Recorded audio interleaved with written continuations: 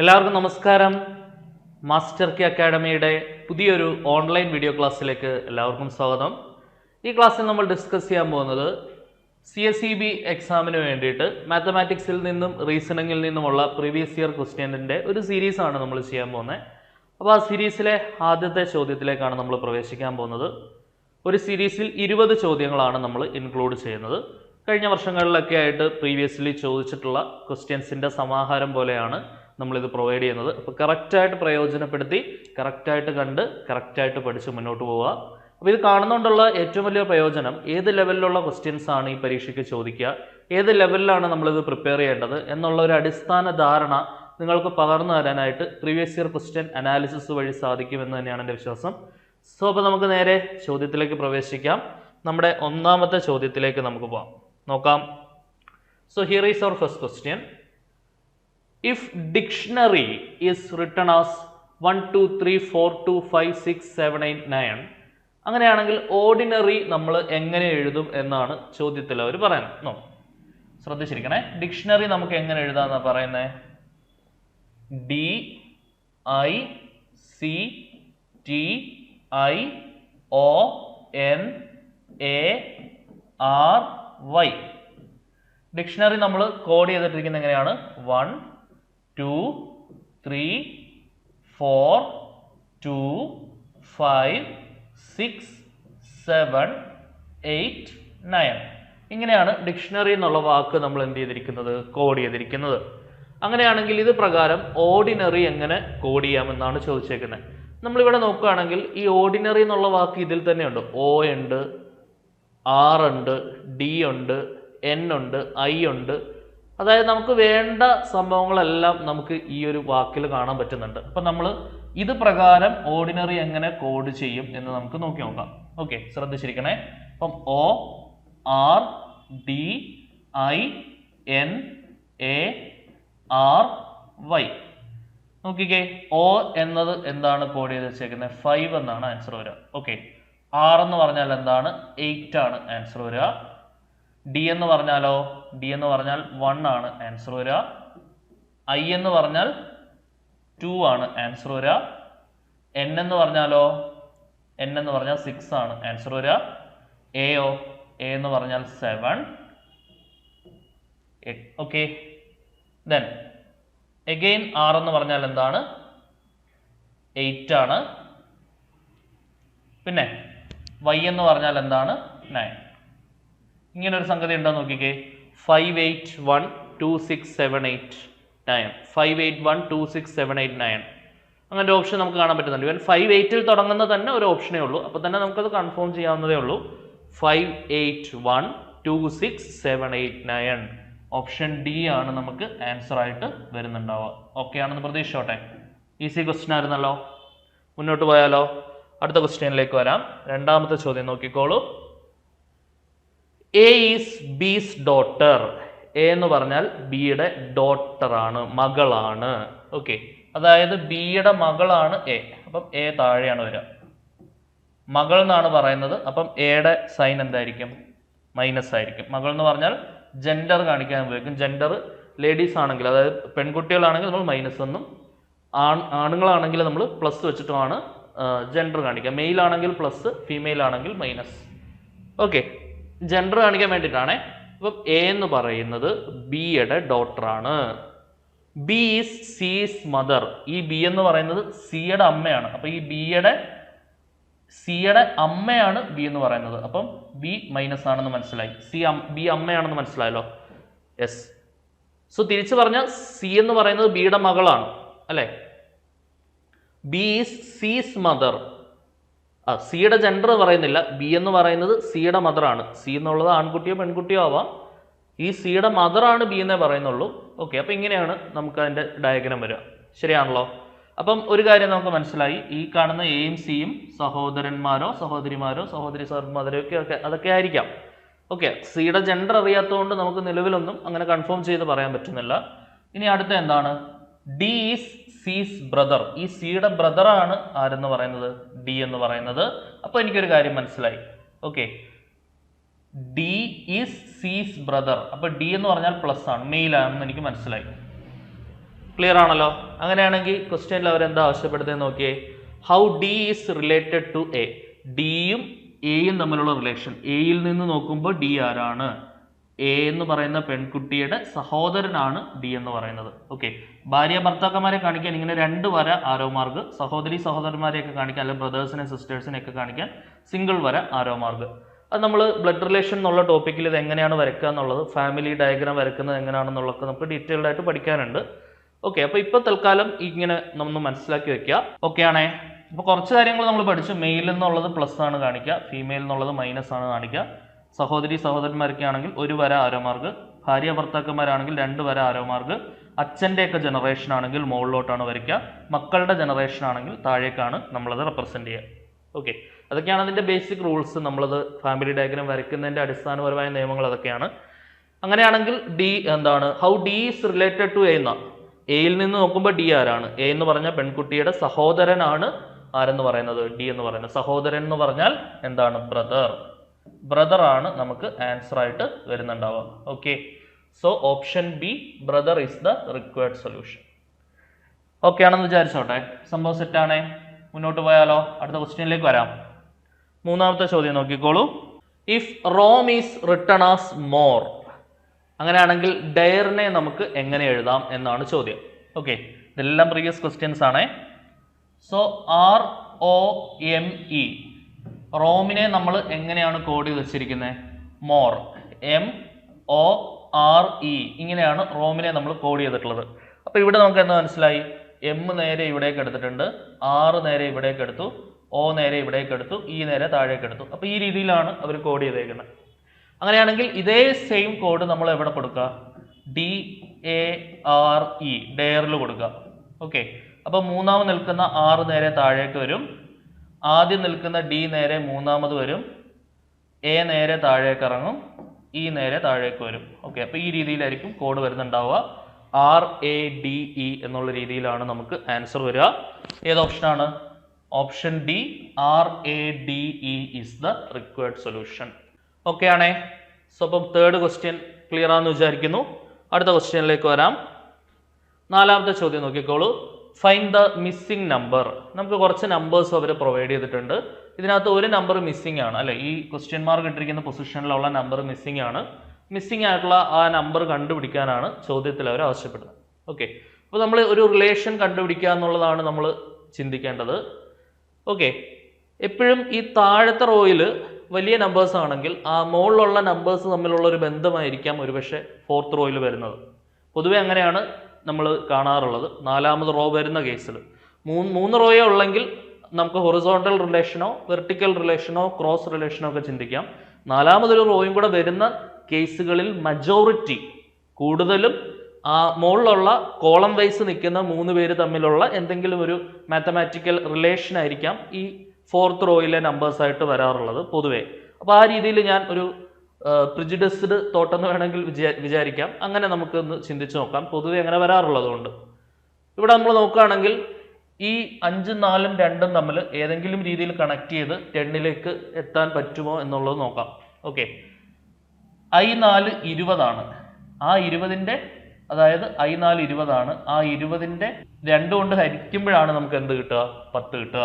ശരിയല്ലേ? I4 20 ആണ്. ആ 20നെ നമ്മൾ 2 കൊണ്ട് ഹരിക്കുമ്പോഴാണ് നമുക്ക് എന്ത് കിട്ടുന്നത്? 10 കിട്ടുന്നത്. ഓക്കെ ആണല്ലോ? യെസ്. അപ്പോൾ അത് പ്രകാരം ഞാനൊന്ന് ചിന്തിച്ച് ചെയ്ത് നോക്കുകയാണേ. അതായത് ഈ 10ലേക്ക് വന്ന എങ്ങനെയാണ്? 5 × 4 ഡിവൈഡഡ് ബൈ 2. അതായത് I4 20/2 ഞാൻ 10ലേക്ക് വന്നു. ഓക്കെ, ഇതേ റിലേഷൻ ഇപ്പുറത്ത് സാറ്റിസ്ഫൈ ആവുന്ന നോക്കുക. ഈ മൾട്ടിപ്ലൈ ഡിവിഷൻ റിലേഷൻ ഇപ്പുറത്തും ശരിയാവുന്നുണ്ടോ എന്നുള്ളത് ഞാനൊന്ന് വെരിഫൈ നോക്കുകയാണ്. അതായത് 7 × 6/3. 3 6 കട്ട് ചെയ്താൽ 2, ഈ 7 14 കിട്ടുന്നുണ്ട്. സാറ്റിസ്ഫൈ ആവുന്നുണ്ട്. ശരിയല്ലേ? അപ്പം അങ്ങനെയാണെങ്കിൽ ഈ 8 × 6നെ ഈ ക്വസ്റ്റ്യൻ മാർക്കിന്റെ പ്ലേസിലുള്ള നമ്പർ കൊണ്ട് ഹരിക്കുമ്പോഴായിരിക്കും നമുക്ക് എന്ത് വരേണ്ടത്? 12 വരേണ്ടത്. ശരിയാണല്ലോ? അതായത് 8 × 6 ഡിവൈഡഡ് ബൈ ക്വസ്റ്റ്യൻ മാർക്കിന്റെ പ്ലേസിൽ ഞാൻ ജസ്റ്റ് എക്സ് ആയിട്ട് എടുക്കുന്നുണ്ട്. അന്നേരം എനിക്ക് വരേണ്ട ആൻസർ ആണ് ആക്ച്വലി എന്ത്? 12. ഓക്കെ ആണേ? സോ ഈ 6ഉം 12ഉം തമ്മിൽ ക്യാൻസൽ ചെയ്യാം, 2 വരും. 2ഉം 8ഉം തമ്മിൽ ക്യാൻസൽ ചെയ്താൽ 4 വരും. അതായത് 4/x ആണ് 1. ഇത് ഇങ്ങോട്ട് ക്രോസ് ചെയ്താൽ x is equal to 4 ആണ് നമുക്ക് ആൻസർ വരിക. അതായത് ആ ക്വസ്റ്റ്യൻ മാർക്കിന്റെ പ്ലേസിൽ ആക്ച്വലി വരേണ്ടിയിരുന്ന സംഖ്യ ഏതാണ്? ഓപ്ഷൻ സി 4 ആണ് നമ്മുടെ കറക്റ്റ് ആയിട്ടുള്ള ആൻസർ. ഓക്കെ ആണല്ലോ. സോ അപ്പോൾ നമ്മുടെ 4ാമത്തെ ചോദ്യം സെറ്റ് ആണെന്ന് പ്രതീക്ഷിക്കുന്നു. അടുത്ത ക്വസ്റ്റ്യനിലേക്ക് വരാം. 5ാമത്തെ ചോദ്യം നോക്കിയോളൂ. സീറ്റിംഗ് അറേഞ്ച്മെന്റുമായിട്ട് ബന്ധപ്പെട്ട അല്ലെങ്കിൽ റോ കോളം വൈസ് ഒക്കെ ഉള്ള അറേഞ്ച്മെന്റ് ആയിട്ട് ബന്ധപ്പെടുന്ന ഒരു ചോദ്യമാണ്.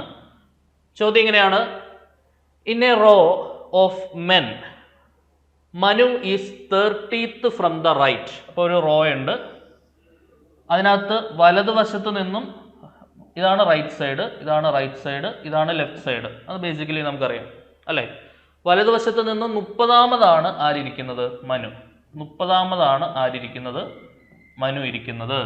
Manu is 30th from the right എന്നാണ് പറയുന്നത്. അപ്പോൾ വലതുവശത്ത് നിന്നും 30ാമതാണ് ആര് വരുന്നത്? മനു വരുന്നത്. ഓക്കെ ആണേ. അങ്ങനെയാണെങ്കിൽ ബാക്കി ഒന്ന് വായിച്ചു നോക്കാം. Ajay is 20th from the left. ഈ ലെഫ്റ്റ് സൈഡിൽ നിന്നും 20ാമതാണ് ആരിയിരിക്കുന്നത്? അജയ് ഇരിക്കുന്നത് അല്ലെ. Ajay is 20th from the left. ഇനി when they interchange their position, അവർ അങ്ങോട്ടും ഇങ്ങോട്ടും മാറിയിരുന്നാൽ Manu becomes 35th from the right എന്നാ പറഞ്ഞത്. അതായത് ഇവരുടെ പൊസിഷൻസ് ഇന്റർചേഞ്ച് ചെയ്ത് കഴിഞ്ഞാൽ മനു വലതുവശത്ത് നിന്നും എത്രാമതാവും? 35ാമതാവും എന്നാ ക്വസ്റ്റ്യനിൽ പറയുന്നത്. പൊസിഷൻ ഇന്റർചേഞ്ച് ചെയ്യാന്ന് പറഞ്ഞാൽ നോക്കണേ, മനു നേരെ 20ാമത്തെ പൊസിഷനിലേക്ക് വരും. മനു ആ 20ാമത്തെ പൊസിഷൻ എന്ന് പറയുന്നത് സ്റ്റിൽ വലത്തുനിന്ന് ഇങ്ങോട്ട് നോക്കുമ്പോൾ എത്രാമത്താണെന്ന ക്വസ്റ്റ്യനിൽ പറയുന്നത്? 35ാമതാണെന്നാണ് പറയുന്നത്. അതായത് ഇത് എത്രാമത്തെ പൊസിഷനായി? 35ാമത്തെ പൊസിഷനായി. ഓക്കെ. അപ്പൊ നമ്മൾ സ്റ്റിൽ നോക്കുകയാണെങ്കിൽ ഒരാളുടെ മുന്നിൽ നിന്നും പിന്നിൽ നിന്നും ഉള്ള സംഗതി കിട്ടിക്കഴിഞ്ഞാൽ ടോട്ടൽ ആ വരിയിൽ എത്ര പേരുണ്ടെന്ന് കണ്ടുപിടിക്കാം. അങ്ങനെയാണ് total number of men in the row എന്നാണ് ചോദ്യം. മുന്നിൽ നിന്നുള്ളതും പിന്നിൽ നിന്നുള്ളതും കിട്ടിക്കഴിഞ്ഞാൽ ആ വരിയിൽ മൊത്തം എത്ര പേരുണ്ടാവും എന്നുള്ളത് നമുക്ക് ഈസി ആയിട്ട് കണ്ടുപിടിക്കാം. അതിനുവേണ്ടി ഉപയോഗിക്കുന്ന ഫോർമുല എന്താണ്? രസമുള്ള ഫോർമുലയാണ് അല്ലെ. മുന്നിൽ നിന്ന് പ്ലസ് പിന്നിൽ നിന്ന് -1. ഇതാണ് ഒരു റോയിലുള്ള മൊത്തം ആൾക്കാരുടെ എണ്ണം കണ്ടുപിടിക്കാനായിട്ട് നമ്മൾ ഉപയോഗിക്കുന്ന ഫോർമുല. ശരിയല്ലേ? ഇപ്പൊ മനുവിനെ സംബന്ധിച്ചിടത്തോളം അവൻ മുന്നിൽ നിന്ന് 20ാമതാണ്. പിന്നിൽ, കാരണം പൊസിഷൻ ഇന്റർചേഞ്ച് ചെയ്ത് 20ാമത്തെ പൊസിഷനിൽ വന്നിട്ടുണ്ട്. സ്റ്റിൽ അത് പിന്നിൽ നിന്ന് നോക്കുമ്പോൾ 35ാമതുമാണ്. ഓക്കെ. അപ്പൊ അങ്ങനെയാണെങ്കിൽ ആ റോയിൽ മൊത്തം എത്ര പേരുണ്ട് എന്ന് ചോദിച്ചു കഴിഞ്ഞാൽ നമ്മൾ ഉപയോഗിക്കുന്ന ഫോർമുല എന്താണ്? മുന്നിൽ നിന്ന് പ്ലസ് പിന്നിൽ നിന്ന് -1. മുന്നിൽ നിന്ന് 20ാമത് പ്ലസ് പിന്നിൽ നിന്ന് 35ാമത് -1. അതായത് 55ൽ നിന്ന് 1 കുറച്ച് 54 പേരായിരിക്കും ആ റോയിൽ മൊത്തത്തിൽ ഉണ്ടാവുക. ശരിയല്ലേ? ഏത് ഓപ്ഷനാണ്? ഓപ്ഷൻ എ 54 ആണ് നമ്മുടെ ആൻസർ ആയിട്ട് വരുന്നത്. ഓക്കെ ആണെന്ന് വിചാരിക്കുന്നു. അപ്പോൾ ഇതും പ്രാധാന്യാർഹിതമായ ചോദ്യമാണ്. കറക്റ്റായിട്ട് മനസ്സിലാക്കി പഠിച്ചു വെക്കുക. അടുത്ത 6ാമത്തെ ചോദ്യം നോക്കിക്കോളൂ. If the second of the month falls on Sunday, ഒരു മാസത്തിലെ 2ാമത്തെ ദിവസം എന്ന് പറയുന്നത് സൺഡേ ആണ്. അങ്ങനെയാണെങ്കിൽ what day will 31st of that month B, ആ മാസം 31ാമത്തെ ദിവസം എന്തായിരിക്കും എന്നാണ് ചോദ്യത്തിൽ അവർ ആവശ്യപ്പെടുന്നത്. ഓക്കെ. അതായത് ഒരു മാസത്തിലെ 2ാമത്തെ ദിവസം എന്ന് പറയുന്നത് സൺഡേ ആണ്. ഓക്കെ. അങ്ങനെയാണെങ്കിൽ അതിൻ്റെ കൂടെ 7 കൂട്ടി, കൃത്യം 7 ദിവസങ്ങൾക്ക് ശേഷമാണല്ലോ ഒരു ദിവസം ആവർത്തിച്ച് വരിക. ഇന്ന് മൺഡേ ആണെങ്കിൽ 7 ദിവസങ്ങൾക്ക് ശേഷം മൺഡേ ആയിരിക്കും. ഇന്ന് സൺഡേ ആണെങ്കിൽ 7 ദിവസങ്ങൾക്ക് ശേഷം സൺഡേ ആയിരിക്കും. കാരണം ഒരാഴ്ചയിൽ 7 ദിവസങ്ങളാണല്ലോ ഉള്ളത്. സോ 7 ദിവസം കൂട്ടി 9ാമത്തെ ദിവസം സൺഡേ ആയിരിക്കും. 9 7 16ാമത്തെ ദിവസം സൺഡേ ആയിരിക്കും. 16 7 23ാമത്തെ ദിവസം സൺഡേ ആയിരിക്കും. 23 7 30ാമത്തെ ദിവസവും സൺഡേ ആയിരിക്കും. ഓക്കെ. അങ്ങനെയാണെങ്കിൽ 31ാമത്തെ ദിവസം, ഈ 30ാമത്തെ ദിവസം സൺഡേ ആണെന്ന് മനസ്സിലായി. അങ്ങനെയാണെങ്കിൽ 31ാമത്തെ ദിവസം എന്തായിരിക്കും? സൺഡേ കഴിഞ്ഞ് അടുത്ത ദിവസം എന്തായിരിക്കും? മൺഡേ ആയിരിക്കും. ശരിയല്ലേ? 31ാമത്തെ ദിവസം എന്തായിരിക്കും? മൺഡേ ആയിരിക്കും. ഓക്കെ ആണല്ലോ. അങ്ങനെയാണെങ്കിൽ ആ 31st of the last month എന്തായിരിക്കും എന്നാണ് ചോദ്യത്തിൽ അവർ ആവശ്യപ്പെട്ടിട്ടുള്ളത്. സോ ഓപ്ഷൻ ഡി മൺഡേ ആണ് നമുക്ക് ആവശ്യം, കറക്റ്റ് ആയിട്ടുള്ള ആൻസർ വരിക. ഓക്കെ ആണല്ലോ. 7ാമത്തെ ചോദ്യം ഓക്കെ ആണേ. അടുത്ത ക്വസ്റ്റ്യനിലേക്ക് പോകാം. നമുക്ക് 8ാമത്തെ ചോദ്യം നോക്കിക്കോളൂ. ശ്രദ്ധിച്ചിരിക്കുക. കോഡിംഗ് ഡീകോഡിങ്ങുമായിട്ട് നമ്പറുമായിട്ട് റിലേറ്റ് ചെയ്ത് വരുന്ന ചോദ്യമാണ്. 879നെ 8 കോഡ് ചെയ്തിട്ടുള്ളത്. 625 കോഡ് ചെയ്തിട്ടുള്ളത് 1 ആണ്. 586 കോഡ് ചെയ്തിട്ടുള്ളത് 9 ആണ്. സിമിലർലി 785നെ എങ്ങനെയായിരിക്കും ആൻസർ വരിക എന്നുള്ളതാണ് ചോദ്യത്തിൽ അവർ ആവശ്യപ്പെടുന്നത്. അപ്പോൾ എന്തെങ്കിലും തമ്മിൽ അഡീഷൻ, സബ്ട്രാക്ഷൻ, റിലേഷൻ കണ്ടുപിടിക്കാൻ പറ്റുന്നുണ്ടോ എന്നുള്ളത് നമ്മൾ ആദ്യം എന്ത് ചെയ്യുക, ഒന്ന് വെരിഫൈ ചെയ്ത് നോക്കുക. നോക്കിക്കേ, എന്തെങ്കിലും ഒരു ബന്ധം ഇവന്മാരെ തമ്മിലൊക്കെ നമുക്ക് സങ്കല്പിച്ചെടുക്കാൻ പറ്റുന്നുണ്ടോ? 8 7 15 15 നിന്ന് 9ലേക്ക് വരാൻ ബുദ്ധിമുട്ടാണ്. 9 7 എത്രയാണ്? 18 അല്ലെ? 9 9 18 5 2 7 7 6 കുറച്ചാൽ 1 ആ ഒരു റിലേഷൻ കിട്ടുന്നുണ്ടോ നോക്കിയേ. 9 7 16 അല്ലെ? 9 6 15 9 7 16 16 8 കുറച്ചാൽ 9 ശരിയല്ലേ? അതായത് ഇവന്മാരെ തമ്മിൽ കൂട്ടുക. അതായത് 7 + 9ൽ നിന്ന് 8 കുറച്ച് കഴിഞ്ഞാൽ എന്താണ് വരിക? അതായത് 7 + 9ൽ നിന്ന് 8 കുറച്ചാൽ 1, 7 + 1 8. അപ്പോൾ എനിക്ക് 8 എന്നുള്ള ആൻസറിലേക്ക് ലിങ്ക് ചെയ്യാൻ പറ്റുന്നുണ്ട്. അതേപോലെ തന്നെ ഇവിടെ പറ്റുന്നുണ്ടോ നോക്കിക്കേ. 5 + 2 -6, അതായത് 5 2 7ൽ നിന്ന് 6 കുറച്ച് ആൻസർ 1. കറക്റ്റായിട്ട് ലിങ്ക് ആവുന്നുണ്ട്, ശരിയല്ലേ? അത് ഇവിടെ ശരിയാവുന്നുണ്ടോ നോക്കിക്കേ. 8 + 6 -5, അതായത് 8 + 6ൽ നിന്ന് 5 കുറച്ചാൽ 1, 8 1 9. കറക്റ്റായിട്ട് വരുന്നുണ്ട്. അപ്പോൾ ഇത് മൂന്നും കറക്റ്റായിട്ട് വരുന്നുണ്ട്. അങ്ങനെയാണെങ്കിൽ അടുത്ത് എന്തായിരിക്കും? 8 + 5 -7 ആയിരിക്കും ആൻസർ വരുന്നുണ്ടാവുക. ഓക്കെ ആണേ?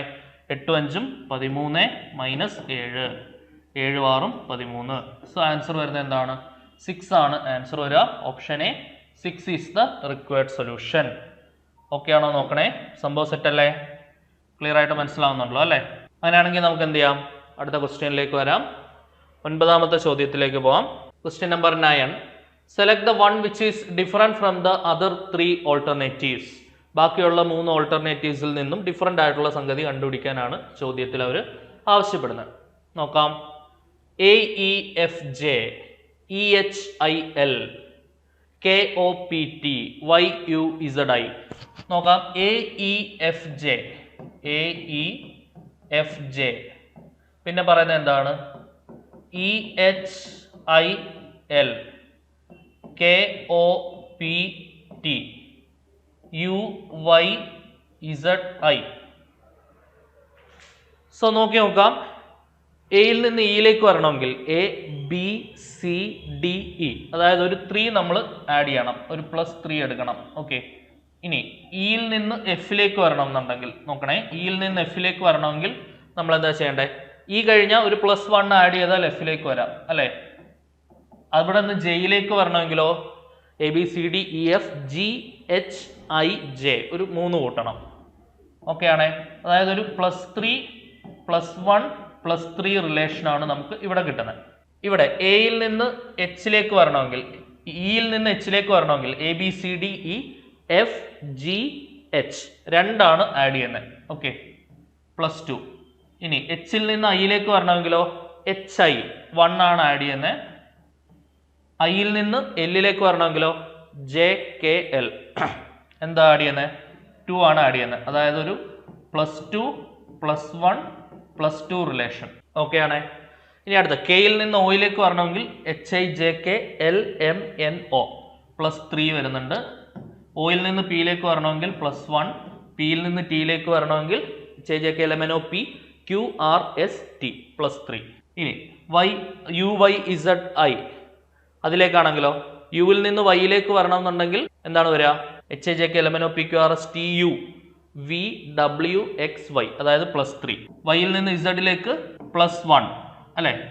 ഇസഡിൽ നിന്നും ഐയിലേക്ക്, ഇസഡ് കഴിഞ്ഞാൽ പിന്നെ ABCD. ഇത് D ആണ് കേട്ടോ. ആക്ച്വലി ഓപ്ഷൻ ടൈപ്പ് ചെയ്തപ്പോൾ വന്ന മിസ്റ്റേക്ക് ആണ്. ഇത് D ആണ് കേട്ടോ. ഈ ഇസഡ് കഴിഞ്ഞാൽ ഒരു സൈക്കിള് പോലെയാണ് പോവുക.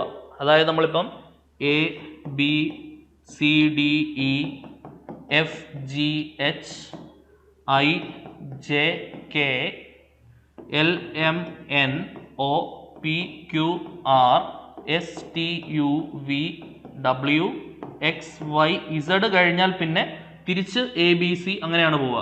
ഓക്കെ, ഇസഡിൻ്റെ കൂടെ നമ്മൾ 3 കൂട്ടിക്കഴിഞ്ഞാൽ എ ബി സി കഴിഞ്ഞ് ഡി ആയിരിക്കും ആൻസർ വരിക. ഓക്കെ, അപ്പോൾ അത് ഡി ആണ്. ഞാനത് ടൈപ്പ് ചെയ്തപ്പോൾ വന്നൊരു മിസ്റ്റേക്ക് ആണ് കേട്ടോ. യു വൈ ഇസഡ് ഡി എന്നുള്ളതാണ് നമ്മുടെ ഓപ്ഷൻ. അപ്പോൾ ഈ 3 എണ്ണം നമുക്ക് ഈ ഒരു +3 +1 +3 റിലേഷൻ കാത്തു സൂക്ഷിക്കുന്നുണ്ട്. അതിനകത്തെ ഒരു ഓപ്ഷൻ മാത്രമാണ് അവിടെ എന്ത് ചെയ്യുന്നത്, ഒറ്റയാനായിട്ട് നിൽക്കുന്നത്. സോ അതായിരിക്കും നമ്മുടെ ആൻസർ ആയിട്ട് വരുന്നുണ്ടാവുക. ഈ +2 +1 +2 റിലേഷൻ വരുന്ന EHIL എന്നുള്ള ഓപ്ഷനാണ് നമുക്ക് ആൻസർ വരുന്നത്. Option B EHIL is the required solution. Okay ആണെന്ന് വിചാരിക്കുന്നു. അപ്പോൾ ഇതും നമുക്ക് പ്രതീക്ഷിക്കാവുന്ന പ്രധാനപ്പെട്ട ഒരു ചോദ്യമാണ് കേട്ടോ. അടുത്ത ക്വസ്റ്റ്യനിലേക്ക് വരാം. 10ാമത്തെ ചോദ്യത്തിലേക്ക് പോകാം. Find the odd one out. കൂട്ടത്തിൽ നിൽക്കുന്ന ഒറ്റയാനായിട്ടുള്ള ആളെ കണ്ടുപിടിക്കുക എന്നുള്ളതാണ് നമ്മുടെ ജോലി. നോക്കാം. Insurance, provident fund, salary, share. ഇത് റീസണിങ്ങിൻ്റെ ഭാഗമായിട്ടുള്ള ഒരു ചോദ്യം തന്നെയാണ് കേട്ടോ. അതായത് റീസണിങ്ങിൽ നമുക്ക് ക്ലാസിഫിക്കേഷൻ എന്നുള്ളൊരു ടോപ്പിക്ക് പഠിക്കാനുണ്ട്. അവിടെ വരുന്നൊരു ചോദ്യമാണ് കേട്ടോ. Analogy, classification, number analogy, letter analogy, when diagram, ഇങ്ങനെയൊക്കെയുള്ള കുറേ ടോപ്പിക്സ് നമുക്ക് വരുന്നുണ്ട്. അതിനകത്ത് പ്രാധാന്യാർഹിതമായ ക്ലാസിഫിക്കേഷൻ എന്നുള്ളൊരു ടോപ്പിക്കിൽ നിന്നുള്ള ഒരു സിമ്പിളായിട്ട് അനലൈസ് ചെയ്യാവുന്ന ഒരു ചോദ്യമാണിത്. ഓഡ് വൺ ഔട്ട് കണ്ടുപിടിക്കാനാണ്. Insurance, provident fund, salary, share. Insurance ആയാലും പ്രൊവിഡന്റ് ഫണ്ട് ആയാലും ഷെയർ ആയാലും അതെല്ലാം ഇൻവെസ്റ്റ്മെന്റ് സ്കീമുകളാണ്, ഇൻവെസ്റ്റ്മെന്റുമായി ബന്ധപ്പെട്ട കാര്യങ്ങളാണ്. സാലറി എന്ന് പറയുന്നത് ഇൻവെസ്റ്റ്മെന്റ് അല്ല, നമുക്ക് കിട്ടുന്ന പൈസയാണ്, ശരിയല്ലേ? ആ സാലറി കിട്ടുന്ന പൈസ പല രീതിയിൽ പല സ്കീമുകളിൽ ഇൻവെസ്റ്റ് ചെയ്യുന്നതുമായി ബന്ധപ്പെട്ടാണ് ബാക്കി 3 ഓപ്ഷൻ വരുന്നത്. കൂട്ടത്തിൽ നിൽക്കുന്ന ഒറ്റയാൻ എന്ത് തന്നെയാണ്, സാലറി തന്നെയാണ് നമുക്ക് ആൻസർ ആയിട്ട് കിട്ടുന്നുണ്ടാവുക. സെറ്റാണെന്ന് പ്രതീക്ഷിക്കുന്നു. അടുത്ത ക്വസ്റ്റ്യനിലേക്ക് വരാം. 11ാമത്തെ ചോദ്യം നോക്കിയോളൂ. Choose the correct alternative from the given one that will complete the series. ഈ ഒരു സീരീസ് കംപ്ലീറ്റ് ചെയ്യുന്നതിന് ആവശ്യമായിട്ടുള്ള കറക്റ്റ് ആയിട്ടുള്ള ഓൾട്ടർനേറ്റീവ് തിരഞ്ഞെടുക്കുക എന്നതാണ് നമ്മുടെ ചോദ്യം. ചോദ്യം ഇങ്ങനെയാണ്: 6, 11, 21, 26, 36, അടുത്ത ആളെ അറിഞ്ഞുകൂടാ, 51. ഇങ്ങനെയാണ് നമുക്ക് ചോദ്യം വന്നിട്ടുള്ളത്. നോക്കാം. 6ന്റെ കൂടെ 5 കൂട്ടിക്കഴിഞ്ഞാൽ നമുക്ക് 11ലേക്ക് വരാം. 11ന്റെ കൂടെ 10 കൂട്ടിക്കഴിഞ്ഞാൽ 21ലേക്ക് വരാം. 21ന്റെ കൂടെ 5 കൂട്ടിക്കഴിഞ്ഞാൽ 26ലേക്ക് വരാം. 26ന്റെ കൂടെ 10 കൂട്ടിക്കഴിഞ്ഞാൽ 36ലേക്ക് വരാം. അടുത്ത എന്തായിരിക്കും? +5 +10, +5 +10, അടുത്തതും +5 +10 ആയിരിക്കും. 36ന്റെ കൂടെ 5 കൂട്ടുക, 41 വരും. ആ 41ന്റെ കൂടെ 10 കൂട്ടിക്കഴിഞ്ഞാൽ നമുക്ക് 51ലേക്ക് വരാനും പറ്റും. So the required solution is option C, 41 ആണ് നമ്മുടെ ആൻസർ വരും. ഓക്കെ ആണല്ലോ? ഇതെല്ലാം പ്രീവിയസ് വന്ന ക്വസ്റ്റ്യൻസ് ആണ്, ഈസി ടു സ്കോർ ആണ് അല്ലേ? അടുത്ത ക്വസ്റ്റ്യനിലേക്ക് വരാം. 12ാമത്തെ ചോദ്യം നോക്കിക്കോളൂ. 12ാമത്തെ ചോദ്യം: select the one which is different from the other 3 alternatives. ബാക്കിയുള്ള 3 ഓൾട്ടർനേറ്റീവ്സിൽ നിന്നും ഡിഫറെന്റ് ആയിട്ടുള്ള ഓപ്ഷൻ തിരഞ്ഞെടുക്കുക എന്നതാണ് പറഞ്ഞിട്ടുള്ളത്. സോ 62ഉം 37ഉം ഇത് തമ്മിലുള്ള ഡിഫറൻസ് എത്രയാണോ നോക്കുക. ഡിഫറൻസോ സമ്മോ നമുക്ക് എടുത്ത് നോക്കാം. ആദ്യം ഡിഫറൻസ് നോക്കാം. 2ൽ 7 പോയില്ല, 12ൽ 7 കുറച്ചാൽ 5, ഇവിടുന്ന് ഒരു 1 ഇങ്ങോട്ട് പോയിട്ടുണ്ട് 5, 5ൽ 3 കുറച്ച്, ഇത് ഡിഫറൻസ് 25 ആണ്. ഓക്കെ, ഇതിന്റെ ഡിഫറൻസ് 34 ആണ്. ഇതിന്റെ ഡിഫറൻസ് 25 ആണ്. ഇതിന്റെ ഡിഫറൻസ് എടുക്കുകയാണെങ്കിൽ 25 ആണ് അല്ലെ? 8, 5, 13, 3, 6, 1, 7, 2, 9, 10. ഓക്കെ ആണേ? സോ 25, 25, 25 കൂട്ടത്തിൽ ഡിഫറൻസ് 34 ആയിട്ട് വരുന്നതാണ് അതിനകത്തെ ഒറ്റയാൻ എന്ന് പറയുന്നത് അല്ലെ, ഓഡ് വൺ ഔട്ട് എന്ന് പറയുന്നത്. സോ ഓപ്ഷൻ ബി 74, 40 ആണ് ആൻസർ വരിക. ജസ്റ്റ് മൈനസ് ചെയ്താൽ മതി. 62ൽ നിന്ന് 37 കുറച്ച 25, 85ൽ നിന്ന് 60 കുറച്ച 25, 103ൽ നിന്ന് 78 കുറച്ച 25. അപ്പോൾ അതെല്ലാം 25 കിട്ടുന്നുണ്ട്. കൂട്ടത്തിൽ 25 കിട്ടാത്തതായിട്ടുള്ളത് 74, 40 ആണ്. ഡിഫറൻസ് എടുത്തു കഴിഞ്ഞാൽ എന്തേ വരുന്നുള്ളൂ? 34 ആണ് നമുക്ക് ആൻസർ ആയിട്ട് കിട്ടുക. ഓക്കെ ആണെന്ന് പ്രതീക്ഷിക്കുന്നു. അപ്പോൾ ഇത് 12ാമത്തെ ചോദ്യമായിരുന്നു. അടുത്ത ക്വസ്റ്റ്യനിലേക്ക് വരാം. 13ാമത്തെ ചോദ്യം നോക്കിക്കോളൂ. A series is given with 1 term is missing. ഒരു സീരീസ് നമുക്ക് പ്രൊവൈഡ് ചെയ്തിട്ടുണ്ട്, അതിനകത്ത് ഒരു ടേം മിസ്സിംഗ് ആണ്. Choose the correct alternative from the given one that will complete the series. കൃത്യമായ ഒരു ഓൾട്ടർനേറ്റീവ് ഉപയോഗിച്ചുകൊണ്ട് ആ സീരീസ് കംപ്ലീറ്റ് ചെയ്യുക. സീരീസ് ഇങ്ങനെയാണ്: 10, 100, 200, 310, അടുത്ത സംഗതി എന്താണെന്ന് കണ്ടുപിടിക്കാനാണ് ചോദ്യത്തിൽ അവർ ആവശ്യപ്പെട്ടേക്കുന്നത്. ഓക്കെ, 10ൽ നിന്ന് 100ലേക്ക് എത്തണമെങ്കിൽ നമ്മൾ 90 കൂട്ടണം. 100ൽ നിന്ന് 200ലേക്ക് എത്തണമെങ്കിൽ 100 കൂട്ടണം. 200ൽ നിന്ന് 310ലേക്ക് എത്തണമെങ്കിൽ 110 കൂട്ടണം. ഓക്കെ ആണേ? ആ ലോജിക്ക് പിടി കിട്ടുന്നുണ്ടോ? 90 10 കൂടി 100, 100ന്റെ കൂടെ 10 കൂടി 110. ശരിയല്ലേ? അങ്ങനെയാണെങ്കിൽ ഈ 310ന്റെ കൂടെ 110ന്റെ കൂടെ 10 കൂട്ടി 120 കൂട്ടുന്നതായിരിക്കും നമുക്ക് ആൻസർ വരുന്നുണ്ടാവുക. ശരിയല്ലേ? അതായത് 310 പ്ലസ് 120 430. ഓക്കെ ആണല്ലോ? 310 പ്ലസ് 120 430 ആണ് ആൻസർ വരിക. Option D 430 is the required solution. Clear ആയെന്ന് വിചാരിച്ചോട്ടെ? വലിയ ബുദ്ധിമുട്ടില്ല, പെട്ടെന്ന് തന്നെ നമുക്ക് സൊല്യൂഷനിലേക്ക് എത്താവുന്ന ഒരു ചോദ്യമായിരുന്നു. അടുത്ത ക്വസ്റ്റ്യനിലേക്ക് വരാം. 14ാമത്തെ ക്വസ്റ്റ്യൻ നോക്കിക്കോളൂ. Choose the correct alternative from the given one that will complete the series എന്നാണ് ചോദ്യം. നോക്കാം. ചോദ്യം ഇങ്ങനെയാണ്: CBA ABC ABCD പിന്നെ DCBA ABCDE അടുത്ത എന്താണെന്നാണ് ചോദ്യം. ഓക്കെ, വളരെ ഈസി ആയിട്ട് അനലൈസ് ചെയ്യാവുന്ന ഒരു ചോദ്യമാണിത്. നോക്കിക്കോ, ശ്രദ്ധിച്ചിരിക്കുക. ഈ CBA നേരെ തിരിച്ചിടുന്നതാണ്, റൈറ്റ് ടു ലെഫ്റ്റിലേക്ക് തിരിക്കുന്നതാണ് ABC. CBA തിരിച്ചിട്ടാൽ ABC, ABCD നേരെ തിരിച്ചിട്ടാൽ DCBA അല്ലെ? DCBA ആൻസറായി. അങ്ങനെയാണെങ്കിൽ ABCDE തിരിച്ചിടുന്നത് എന്താണോ അതായിരിക്കും നമ്മുടെ ആൻസർ. റൈറ്റ് ടു ലെഫ്റ്റ് എഴുതിയാൽ എന്താണ് വരിക? EDCBA. സോ EDCBA ആണ് ആൻസർ വരിക. ഓപ്ഷൻ എ അല്ലെ? ഓപ്ഷൻ എ EDCBA ആണ് നമ്മുടെ റിക്വയർഡ് ആയിട്ടുള്ള സൊല്യൂഷൻ. നോക്കിക്കേ, ഓപ്ഷൻ എ EDCBA ആണ് നമ്മുടെ റിക്വയർഡ് ആയിട്ടുള്ള സൊല്യൂഷൻ.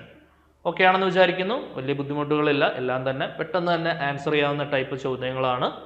ഒന്ന് ഫോക്കസ് ചെയ്താൽ മാത്രം മതി. അടുത്ത ക്വസ്റ്റ്യനിലേക്ക് പോയാലോ? 15ാമത്തെ ചോദ്യം നോക്കാം നമുക്ക്.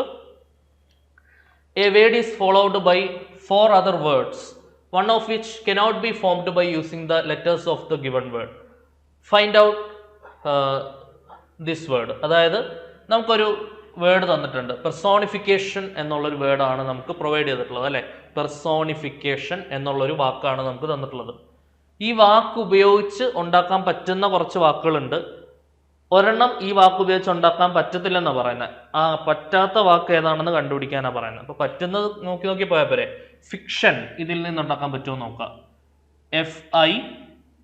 FICTION ഉണ്ടാക്കാൻ പറ്റും. ഓക്കെ, അപ്പൊ ഇത് ആൻസർ ഇതല്ലാതെ മനസ്സിലായി. ക്യാപ്ഷൻ CAPTION ഉണ്ടാക്കാൻ പറ്റും. അപ്പൊ ഇതല്ല. ഫാഷൻ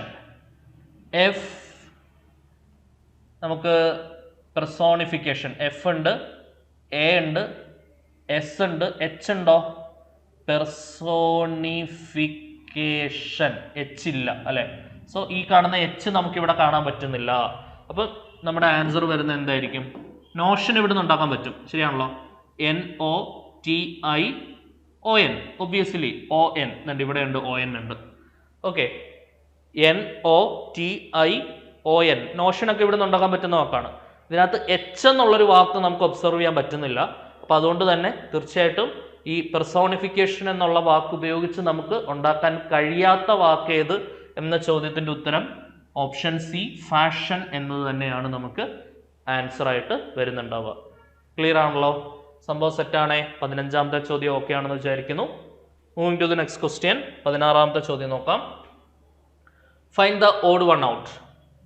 തികച്ചും ലളിതമായിട്ടുള്ള ഒരു ഓഡ് വൺ ഔട്ട് ചോദ്യമാണ്. നേരെ ചോദ്യം നോക്കാം നമുക്ക്. Eye, nose, ear, hand. ഐയും കണ്ണും നോസും ഇയറും എല്ലാം ഫേസിലുള്ള കാര്യങ്ങളാണ്. ശരിയല്ലേ? ഹെഡിലുള്ളതാണ്. ഹാൻഡ് ഹെഡിലുള്ളതല്ല അല്ലെ? തലയിലുള്ളതല്ലല്ലോ. സോ ഓപ്ഷൻ ഡി ഹാൻഡ് ആണ് കൂട്ടത്തിലുള്ള ഓഡ് വൺ ഔട്ട്. ഓക്കെ ആണല്ലോ? അടുത്ത ക്വസ്റ്റ്യനിലേക്ക് പോവാം. 17ാമത്തെ ചോദ്യം. ഡയറക്ഷൻ സെൻസ്, ദിശാബോധവുമായി ബന്ധപ്പെട്ടിട്ടുള്ള ഒരു ചോദ്യമാണ്. വായിച്ചു നോക്കാം. Arun and Deepak start from a fixed point. അരുണും ദീപക്കും ഒരു ഫിക്സഡ് പോയിന്റിൽ നിന്ന് അവരുടെ ജേർണി സ്റ്റാർട്ട് ചെയ്യുന്നു. Arun moves 3 kilometre north. അപ്പം നമുക്ക് ഏതൊക്കെയാണ് നോർത്ത്, ഈസ്റ്റ്, വെസ്റ്റ്, സൗത്ത് എന്നുള്ള പ്രാഥമികമായ ധാരണ ആദ്യമേ തന്നെ ഉണ്ടാവണം. NEWS ഇങ്ങനെയാണ്: north, east, west, south. Okay. News, നിങ്ങളെല്ലാവരും ന്യൂസ് കാണാറും ന്യൂസ് കേൾക്കാറും ന്യൂസ് വായിക്കാറും ഒക്കെ ഉള്ള ആൾക്കാരാണ്. എന്താണ് ന്യൂസിന്റെ ഫുൾ ഫോം? ന്യൂസിന്റെ ഫുൾ ഫോം തന്നെയാണ് നോർത്ത്, ഈസ്റ്റ്, വെസ്റ്റ്, സൗത്ത്. എല്ലാ ദിശകളിൽ നിന്നും എല്ലാ ഡയറക്ഷനിൽ നിന്നുമുള്ള ഇൻഫർമേഷൻസ് കളക്റ്റീവായിട്ട് ലഭിക്കുന്നത് കൊണ്ട് തന്നെ നമ്മൾ അതിനെ ന്യൂസ് എന്ന പേരിൽ വിളിക്കുന്നു. ഓക്കെ, നോക്കാം. North, east, west, south directions ഞാൻ സൈഡിൽ വരച്ചിട്ടുണ്ട്. അരുണും ദീപക്കും ഒരു ഫിക്സഡ് പോയിന്റിൽ നിന്ന് സ്റ്റാർട്ട് ചെയ്തു. ആദ്യമേ അരുണിന്റെ സഞ്ചാരപാതയെ കുറിച്ചാണ് പറയുന്നത്. 3 കിലോമീറ്റർ ടുവേർഡ്സ് നോർത്ത്. നോർത്തിലേക്ക് 3 കിലോമീറ്റർ അരുൺ സഞ്ചരിച്ചു. നോർത്ത് ഡയറക്ഷൻ മുകളിലേക്കാണെന്നറിയാം. And turns right. അവിടുന്ന് വലത്തേക്ക് തിരിഞ്ഞ് 4 കിലോമീറ്റർ. ഇവിടുന്ന് വലത്തേക്ക് തിരിഞ്ഞ് 4 കിലോമീറ്റർ സഞ്ചരിച്ചു. Deepak moves 5 kilometre west. ഇപ്പൊ ഞാൻ അരുണ് പോയ വഴിയാണ് ഇപ്പോൾ ഞാൻ വരച്ചു വെച്ചേക്കുന്നത്. ഇനി ദീപക് മൂവ് ചെയ്യുന്നത് 5 കിലോമീറ്റർ ലെഫ്റ്റിലേക്ക് മൂവ് ചെയ്തു. അതായത് വെസ്റ്റ് എന്ന് പറഞ്ഞാൽ ഇടതുവശത്തേക്കാണ്. 5 കിലോമീറ്റർ ഇങ്ങനെ ഇടതുവശത്തേക്ക് മൂവ് ചെയ്തു. ഓക്കെ. And turns right. ഇവിടെ നിന്ന് വലത്തേക്ക് തിരിഞ്ഞു. വലത്തേക്ക് എന്ന് പറയുമ്പോൾ വെസ്റ്റിലേക്ക് പോകുന്ന ഒരാൾ വലത്തേക്ക് തിരിഞ്ഞു എന്ന് പറയുമ്പോൾ നോർത്തിലേക്കാണ് അല്ലെ. അപ്പൊ നോർത്തിലേക്ക് ട്രാവൽ ചെയ്യുന്നു. എത്ര കിലോമീറ്റർ? 3 കിലോമീറ്റർ. അപ്പൊ ഇതേ 3 തന്നെയാണ് നമുക്ക് ഇവിടേക്കും കിട്ടുക. 3 കിലോമീറ്റർ ട്രാവൽ ചെയ്തു. അങ്ങനെയാണെങ്കിൽ how far are they apart എന്നാണ് ചോദ്യം. ഇപ്പൊ നിലവിൽ അവർ രണ്ടുപേരും എത്ര ദൂരം അകലത്തിലാണ് നിൽക്കുന്നത്? സോ ഇവിടുന്ന് ഇവിടേക്കുള്ള ദൂരം ഇതേ 5 തന്നെയാണ് നമുക്ക് മുകളിലേക്ക് കിട്ടുക. 5 കിലോമീറ്റർ പ്ലസ് ഈ കാണുന്ന 4 കിലോമീറ്റർ. അതാണ് നിലവിൽ അവരെത്തി നിൽക്കുന്ന ഈ 2 പോയിന്റുകൾ തമ്മിലുള്ള അകലം. ശരിയല്ലേ? അവരെത്തി നിൽക്കുന്ന ആ 2 പോയിന്റുകൾ തമ്മിലുള്ള അകലം എത്രയാണ്? 5 കിലോമീറ്റർ പ്ലസ് 4 കിലോമീറ്റർ. 9 കിലോമീറ്റർ ആണ് നമുക്ക് ആൻസർ വരുന്നുണ്ടാവുക. Option D 9 kilometre is the required solution. Clear ആണേ? സംഭവം സെറ്റാണെന്ന് പ്രതീക്ഷിക്കുന്നു. അടുത്ത ക്വസ്റ്റ്യനിലേക്ക് വരാം. 18ാമത്തെ ചോദ്യം നോക്കിക്കോളൂ. In a post office stamps of 3 different denominations of ₹7, ₹8 RS എന്നാണ് കേട്ടോ. ₹8, ₹10 ആർ അവൈലബിൾ. അതായത് പല ഡിനോമിനേഷൻസിൽ 7 രൂപയ്ക്ക് സ്റ്റാമ്പ് കൊടുക്കുന്നുണ്ട്, 8 രൂപയ്ക്ക് സ്റ്റാമ്പ് കൊടുക്കുന്നുണ്ട്, 10 രൂപയ്ക്ക് സ്റ്റാമ്പ് കൊടുക്കുന്നുണ്ട്.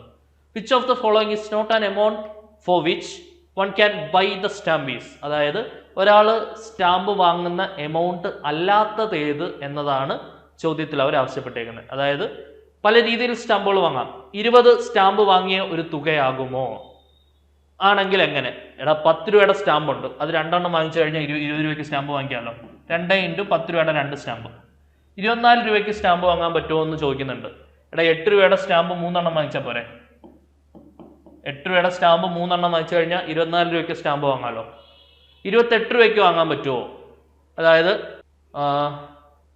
10 രൂപയുടെ സ്റ്റാമ്പ് 2 എണ്ണവും 10 രൂപയുടെ സ്റ്റാമ്പ് 2 എണ്ണവും ഒരു 8 രൂപയുടെ സ്റ്റാമ്പും വാങ്ങിച്ചു കഴിഞ്ഞാൽ 28 രൂപയ്ക്ക് സ്റ്റാമ്പ് വാങ്ങാമല്ലോ. അപ്പൊ ഇതെല്ലാം സ്റ്റാമ്പ് വാങ്ങാൻ പറ്റുന്ന വിലകളാണ്. പറ്റാത്തതായിട്ട് 19 ഉണ്ട്. എനിക്ക് എങ്ങനെ അറേഞ്ച് ചെയ്ത് നോക്കിയാലും അല്ലെ, 8ഉം 7ഉം കൂട്ടി കഴിഞ്ഞാൽ 19 വരുമോ? ഇല്ല. 7ന്റെ 2 സ്റ്റാമ്പ് വാങ്ങിച്ചാൽ 14 ആയി. പിന്നെ 8 കൂട്ടിയാൽ 19 വരുമോ? ഇല്ല. 10ന്റെ 2 സ്റ്റാമ്പ് വാങ്ങിച്ചാൽ തന്നെ 19ന് മേളിൽ പോയി.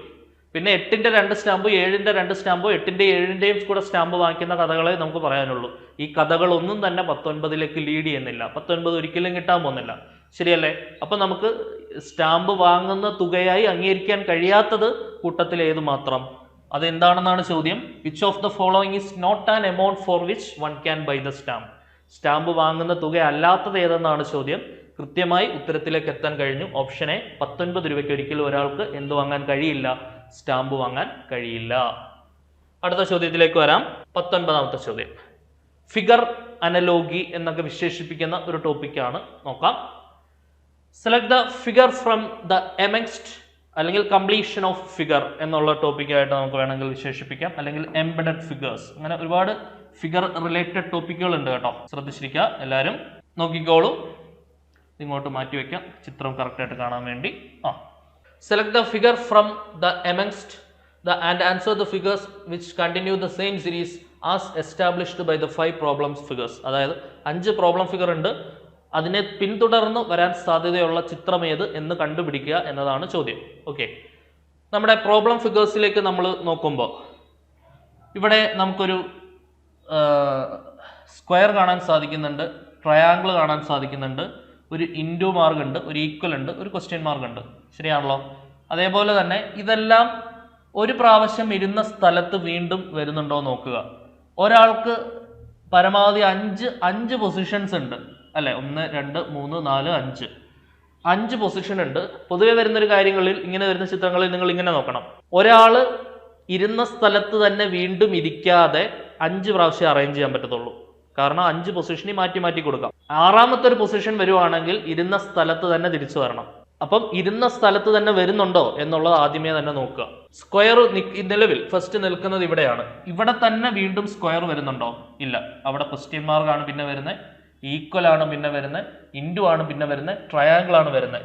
ഇപ്പൊ തന്നെ 1 2 3 4 5 6ാമതൊരെണ്ണം ഉണ്ടെങ്കിൽ സ്ക്വയർ വീണ്ടും ഇവിടെ തിരിച്ചു വന്നേ പറ്റത്തുള്ളൂ. ശരിയല്ലേ? സോ ആൻസർ ഫിഗർ 6ാമത്തെ ഫിഗർ ആണ്. അപ്പൊ അങ്ങനെയാണെങ്കിൽ ഫസ്റ്റ് ഫിഗർ എന്താ? ബാക്കിയുള്ള എല്ലാം നോക്കുക. ട്രയാങ്കിൾ ഇരുന്ന സ്ഥലത്ത് തന്നെ വീണ്ടും വരുന്നില്ല. അങ്ങനെ വരുന്നുണ്ടെങ്കിൽ വേറൊരു ലോജിക്ക് ആലോചിക്കേണ്ടി വന്നേനെ. ക്വസ്റ്റ്യൻ മാർക്ക് ആദ്യം വരുന്ന സ്ഥലത്ത് വീണ്ടും വരുന്നില്ല, ഇൻറ്റു ആദ്യം വരുന്ന സ്ഥലത്ത് വീണ്ടും വരുന്നില്ല, ഈക്വൽ ആദ്യം വരുന്ന സ്ഥലത്ത് വീണ്ടും നമുക്ക് റിപ്പീറ്റഡ് ആയിട്ട് വരുന്നില്ല. അപ്പൊ ഫസ്റ്റ് ഫിഗർ എന്ത് തന്നെയാണോ അത് തന്നെ റൊട്ടേറ്റ്. കാരണം 5 പൊസിഷൻ 5 ഫിഗർ ഒരാൾ ഇരുന്ന സ്ഥലത്തേക്ക് വീണ്ടും അയാൾ തന്നെ എത്തുന്നില്ല. അങ്ങനെയാണെങ്കിൽ 6ാമതൊരു ഫിഗർ വരുമ്പോൾ ആദ്യം എന്തായിരുന്നോ ഉണ്ടായിരുന്നത് അത് തന്നെ 6ാമത് കിട്ടിയേ പറ്റുള്ളൂ. അപ്പൊ ആ ഒരു ലോജിക്ക് കൃത്യമായി കണക്ട് ചെയ്യുക. ഒരുപാട് ലോജിക്കുകൾ ഉണ്ട്. നമ്മൾ ആ ടോപ്പിക്ക് പഠിപ്പിക്കുമ്പോൾ ഡീറ്റെയിൽഡ് ആയിട്ട് ഓരോന്നോരോന്നായിട്ട് നിങ്ങൾക്ക് പറഞ്ഞു തരും. ഓക്കെ, സോ നമ്മളിവിടെ അനലൈസ് ചെയ്യുമ്പോൾ ഇതേ സെയിം ഫിഗർ വരുന്ന ആൻസർ ഏതാണെന്ന് നോക്കുക. ഏതാണ്? ആ ഒരു square triangle into equal, square triangle into equal question mark. So second figure ആണ് നമുക്ക് ആൻസർ ആയിട്ട് കിട്ടുന്നുണ്ടാവുക. ഓപ്ഷൻ ബി ആണ് answer. Option B, second figure is the required solution. Clear ആണെന്ന് വിശ്വസിച്ചോട്ടെ. അപ്പൊ ഇതായിരുന്നു നമ്മുടെ 19ാമത്തെ ചോദ്യം.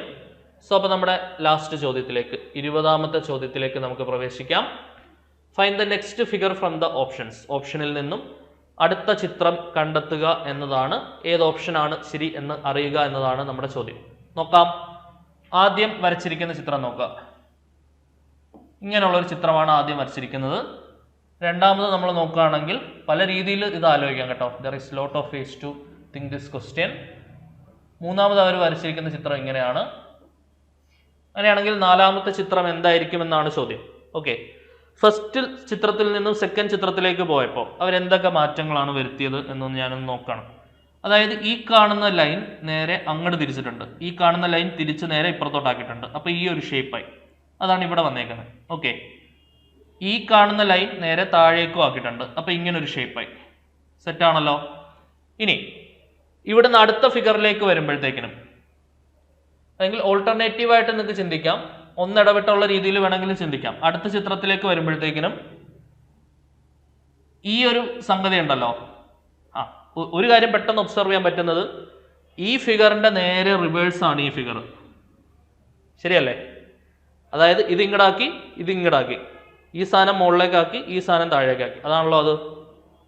അങ്ങനെയാണെങ്കിൽ ഈ സെക്കൻഡ് ഫിഗറിന്റെ നേരെ റിവേഴ്സ് ആയിരിക്കും അടുത്ത ഫോർത്ത് ഫിഗർ വരുന്നത്. ഓൾട്ടർനേറ്റീവ് ആയിട്ടുള്ള ഓർഡറിലാണ് വന്നേക്കുന്നത്.